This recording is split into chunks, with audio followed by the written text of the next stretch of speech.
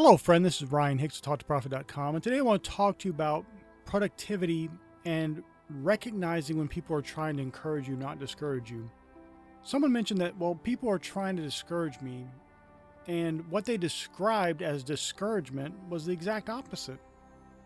It was people asking them when they were going to start this project they were talking about. Because what was happening was this individual was always talking and never doing anything. And every time they made any progress on getting a project going, they always put up some new, well, I got to study this now. I got to research this. I got to do this over here. And it was just always procrastination, never doing anything. And if they did something, it was just a matter of getting the initial start and then completely falling off from there.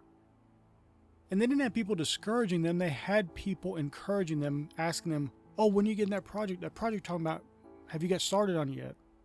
They were trying to motivate and encourage them, but they used it as another reason to procrastinate. Well, these people are discouraging me. Well, firstly, they're not discouraging you. They're trying to encourage you because you constantly procrastinate. But secondly, even if they were discouraging you, do something, take action. Don't use that as a reason to not do anything. Use that as motivation to push you even further towards your end goals. There are so many people looking for escape routes and reasons why they can't do something instead of looking for reasons why they can. And instead of looking for an escape route, look for a way down the path towards your end goal, whatever the project, or if it's a book you want to write or music you want to sing, whatever. Do something and start taking action. Even if it's tiny little steps, do that. Because I'm going to tell you a secret nobody wants to talk about. Most people aren't doing anything. You may say, well, they go to work and they have family, but they're just like ants. You look at a group of 100 ants in the ground, they all look the same, look like they're doing the same things. They just blend in together and they're just numbers.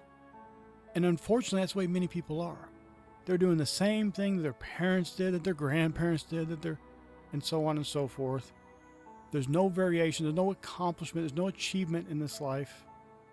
And yet God puts within you so much greatness, the seeds of greatness at least, because you have to be the one to take action, which is watering that seed, bringing about the harvest.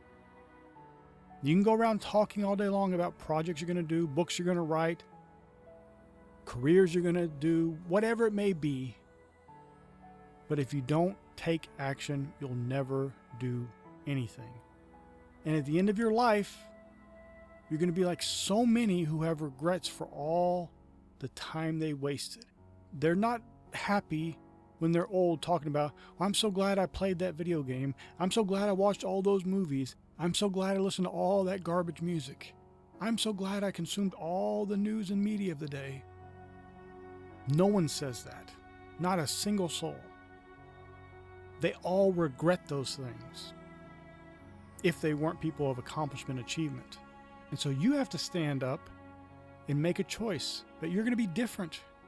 Now, it's not about I'm going to be better than anyone else, or I'm going to compare myself to other people, because if you compare yourself to other people, they're a low standard. You should have a way higher standard.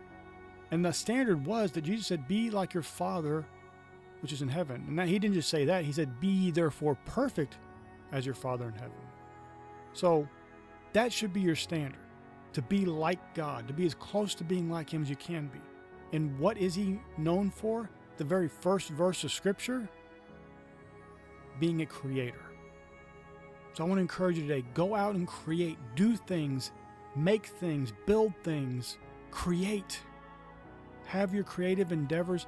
And if you can't think of anything to create, pray, meditate on the Word, and seek God, and he will give you wisdom liberally. He gives it to every man who comes to him in faith, believing that they'll receive wisdom. He gives it to them. My friend, I pray this is a blessing for you.